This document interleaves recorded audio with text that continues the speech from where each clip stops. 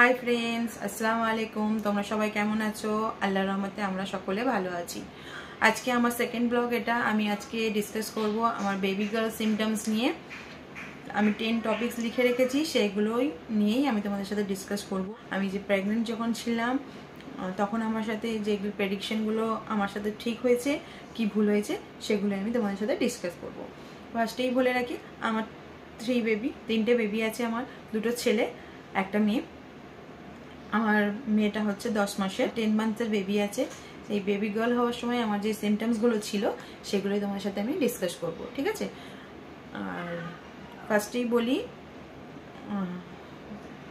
তোমরা এটা নিয়ে কোনো নেগেটিভ কমেন্ট করবে না, কি জেন্ডার নিয়ে কেউ ইয়ে করবে না, কি বেবি গার্ল বেবি বয়, বেবি গার্ল নিয়ে কেন বলছে, বেবি বয় নিয়ে কেন বলছে না। কেননা আমি যখন আমি প্রেগনেন্ট ছিলাম অনেক ভিডিও যখন সার্চ করে করে দেখতাম তখন তাদের ভিডিওর নিচে অনেক বাজে বাজে কমেন্ট আমি দেখেছি। তাই জন্যে আমার ভিডিওতে যাতে সেগুলো না আসে সেইগুলো নিয়েই আমি তোমাদের তার জন্যই আমি সেগুলোই বলছি। তাই জন্যই বলছি, আমি কোনো জেন্ডার নিয়ে ইয়ে করছি না, জাস্ট একটা ফান ইয়েতে। এগুলো আমিও যেরকম টেস্ট করেছিলাম আমার ওপর দিয়ে কোনগুলো হচ্ছে কি আমার জন্য হয় উড বি মম, তাদের ভেতরেই এটা এসে থাকে আমার ছেলে হবে কি মেয়ে হবে।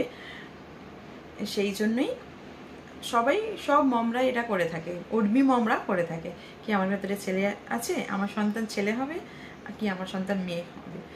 তা এটা হচ্ছে ফার্স্ট প্রেগনেন্সি হোক, সেকেন্ড প্রেগনেন্সি হোক, থার্ড প্রেগনেন্সি হোক, এটা মাদের যারা উডবি মম তাদের মধ্যে হয়ে থাকেই, বেশিরভাগ মানুষেরই হয়ে থাকে। তাই জন্য আমরা সবাই এখন ইউটিউব সার্চ করে করে দেখতে থাকি। আমিও অনেক ইউটিউব দেখেছি, অনেক ভিডিও দেখেছি, তাতে সেইগুলো কি আমার সাথে ঠিক হয়েছিল কি ভুল হয়েছিল সেগুলো আমি তোমাদের সাথে ডিসকাস করছি, ঠিক আছে? 10 টপিক। ফার্স্ট টপিক হচ্ছে প্ল্যাসেন্টা। প্ল্যাসেন্টা মতলব যেটা আমরা বাংলায় বলে থাকি ফুল, গর্ভাশয়ে যে ফুলটা হয় থাকে সেটাকেই বলে প্ল্যাসেন্টা। তো প্ল্যাসেন্টার পজিশন হয় 4 রকমের প্ল্যাসেন্টা পজিশন থাকে। একটা হচ্ছে অ্যান্টেরিয়র, একটা হচ্ছে পস্টেরিয়র, একটা লো লাইন প্ল্যাসেন্টা, আর একটা হচ্ছে ফান্ডাল। আমি ফার্স্টে বলি অ্যান্টেরিয়র প্ল্যাসেন্টাটা কি। অ্যান্টেরিয়র প্ল্যাসেন্টা হচ্ছে যেটা আমাদের পেটের সামনের দিকে যদি আমাদের ফুলটা এসে থাকে সেটাকে আমরা বলবো অ্যান্টেরিয়র প্ল্যাসেন্টা, ঠিক আছে? আর যদি আমাদের পেটের পিছনের দিকে প্ল্যাসেন্টাটা থাকে তাহলে আমরা বলবো পস্টেরিয়র প্ল্যাসেন্টা। আর যদি আমাদের পেটের ওপর দিকে থাকে প্ল্যাসেন্টা এসে আমাদের, যখন আমরা প্রেগনেন্ট হই, যখন আমাদের পেটের ওপর দিকে এসে প্ল্যাসেন্টা যদি থাকে তাকে বলবো আমরা ফান্ডাল। আর যেটা খুব রিক্সি হয়ে থাকে যে প্রেগনেন্সিটা সেটা হচ্ছে লো লাইন প্ল্যাসেন্টা। সেটা হচ্ছে একদম তোমার পেটের নিচের দিকে, যদি আমাদের নিচের দিকে একদম থাকে প্ল্যাসেন্টাটা সেটা হচ্ছে লো লাইন প্ল্যাসেন্টা। তো যেটা থার্ড প্রেগনেন্সিতে আমার এটা হয়েছিল লো লাইন প্ল্যাসেন্টা। 7th মান্থ অবধি আমার লো লাইন প্ল্যাসেন্টা ছিল।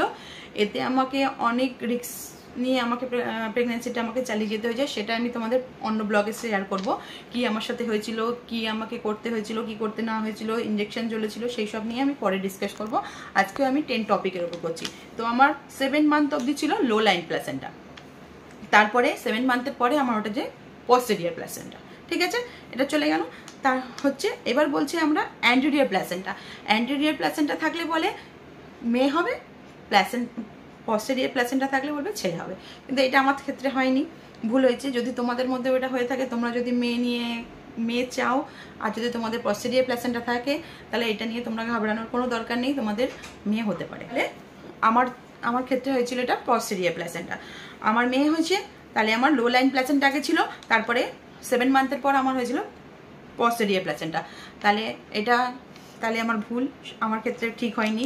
কিন্তু যদি অ্যান্টেরিয়র হয় তাহলে মেয়ে হবে, পস্টেরিয়র হলে তাহলে ছেলে হবে। এটা তাহলে ভুল। আমার ছিল প্ল্যাসেন্টা, পস্টেরিয়র প্ল্যাসেন্টা, তাহলে আমার এখানে 1 নম্বর কাটা, আমার মিলল না, ঠিক আছে? মর্নিং সিকনেস, এটা তো খুবই গুরুত্বপূর্ণ। এটা প্রেগনেন্ট হতাশ সবার ম্যাক্সিমাম হয়েই থাকে। কিন্তু আমি বলছি আমার দুটো প্রেগনেন্সিতে আমার মর্নিং সিকনেস হয়নি। আমি মর্নিং সিকনেস বলতে গেলে এটা যে মর্নিংয়েই হবে, সকালে উঠেই হবে, তার কোনো মানে নেই। তোমার সারা দিনে কখনো নজিয়া, ভমিটিং, বমি ভাব, তোমার গা গোলানো এইসব হতে পারে, ঠিক আছে? তো আমার দুটো প্রেগনেন্সিতে কোনোটাই হয়নি, আমার মেয়ের বেলায় অনেক হয়েছে। আমি কিছু থার্ড মান্থ অবধি আমি কিছু খেতে পারিনি, সব কিছু গন্ধ লাগতো, মুখে তেতো লাগতো, যেরকম জ্বর হলে হয় ওই রকম আমার হতো। ঠিক আছে, তাহলে এটা আমার ক্ষেত্রে মিশে গেল। আমার মর্নিং সিকনেস আমার হয়েছে, মর্নিং সিকনেস থাকলে বলে মেয়ে হবে, তাহলে এটা আমার হয়েছে। আর যদি তোমার মর্নিং সিকনেস না হয় তাহলে ছেলে, কিন্তু এটা আমার সাথে মিশেছে, আমার মর্নিং সিকনেস ছিল। ফিটাল হার্ট রেট, এটা ফিটাল হার্ট রেট বলে যদি 140 তোমার ওপরে থাকে তাহলে তোমার মেয়ে হবে, আর 140 নিচে থাকলে তাহলে ছেলে হবে। ঠিক আছে, আমার এটা ঠিক হয়েছে।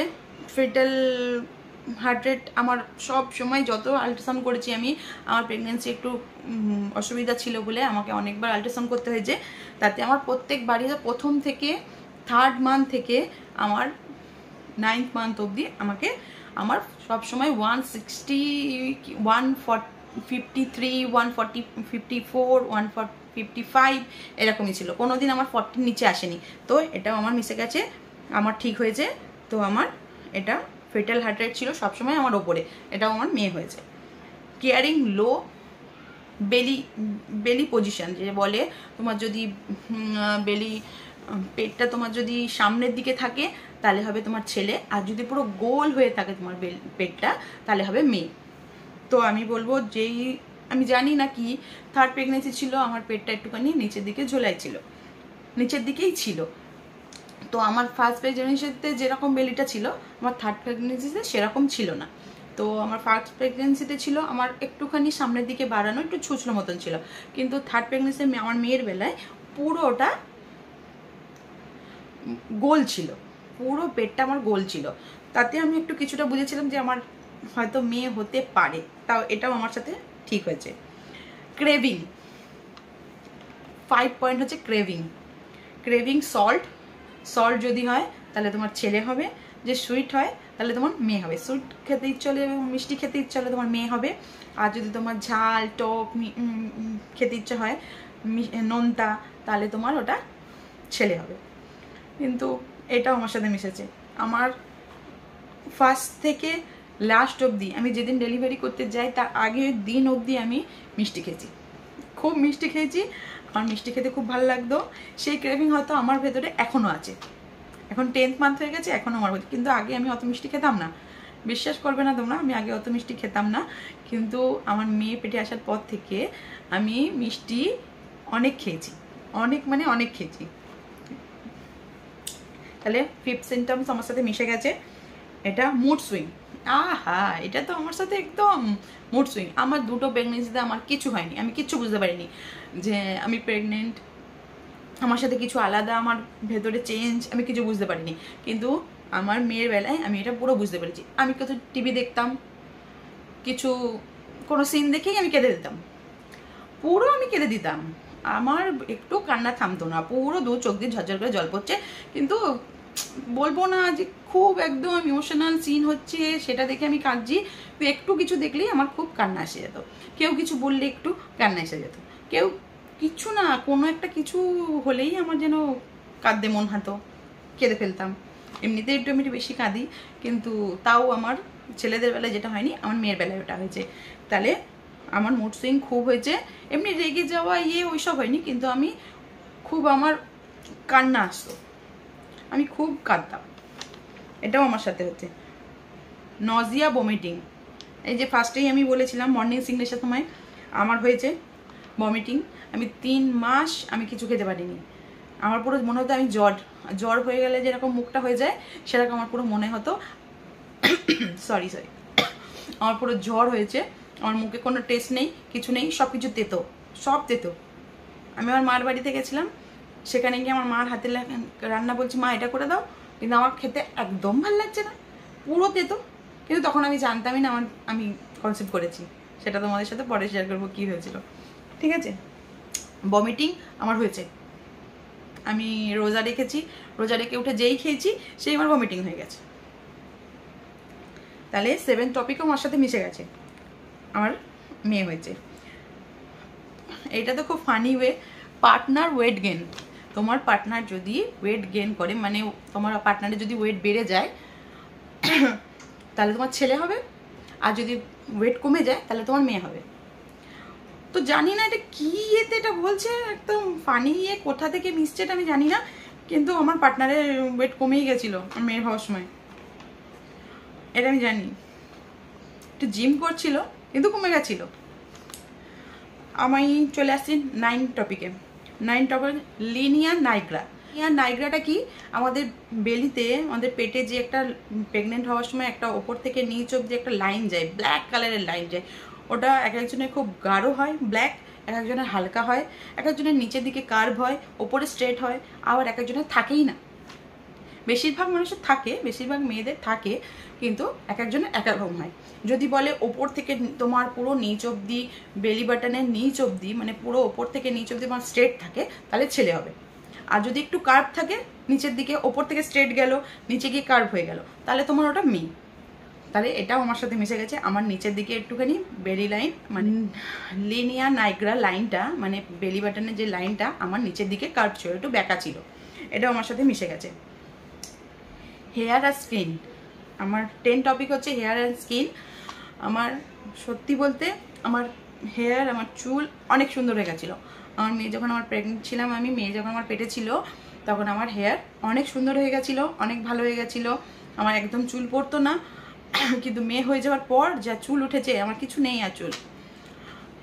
মেয়ে হওয়ার, যখন আমার মেয়ে পেটে ছিল তখন আমার খুব সুন্দর চুল হয়ে গেছিলো, ঠিক আছে, স্কিনও ভালো হয়ে গেছিলো। কিন্তু এটাও আমি, এটা আমার ক্ষেত্রে ভুল হয়েছে। কেননা বলে যে তোমার যদি হেয়ার আর স্কিন যদি ভালো হয় তাহলে তোমার ছেলে আছে, আর যদি তোমার খারাপ হয়ে যায় তাহলে মেয়ে আছে। যেন তোমার সব সুন্দর তোমার মেয়ে নিয়ে নিচ্ছে, কিন্তু তোমার যত ভেতরে মানে মার সুন্দরতা তোমার মেয়ে নিয়ে আসছে। মেয়ে হলে ওটা বলে, আর ছেলেরা বলে ছেলে থাকলে পেটে কিছু অত পরিবর্তন হয় না। কিন্তু আমার মেয়ের বেলায় এটা কিছু হয়নি, আমার হেয়ার স্কিন খুব ভালো ছিল, এটা আমার ইয়েতে রং হয়েছে। আর একটা পয়েন্ট আমি দেখছি এখানে রয়েছে, এটা নিয়ে আমি একটু ডিসকাস করে দিই। মুভিং ফাস্ট, এটা তোমরা যদি সেকেন্ড বা থার্ড প্রেগনেন্সিতে থাকো তাহলে এটা বুঝবে। ফার্স্ট প্রেগনেন্সি থেকে তোমার সেকেন্ড বা থার্ড প্রেগনেন্সি তুমি মুভিংটা, বেবি মুভিংটা তুমি তাড়াতাড়ি বুঝতে পারবে। এটা হয়ে থাকে ফার্স্টের থেকে তুমি সেকেন্ড বা থার্ড, তোমার নলেজটাও বেশি হয়ে যায়, বা তুমি বুঝতে পারো আমার ভেতরে একটা কিছু আছে, সেটা নিয়ে আমাদের একটুখানি সেকেন্ড থার্ডে আমাদের এটা বুঝতে পারি।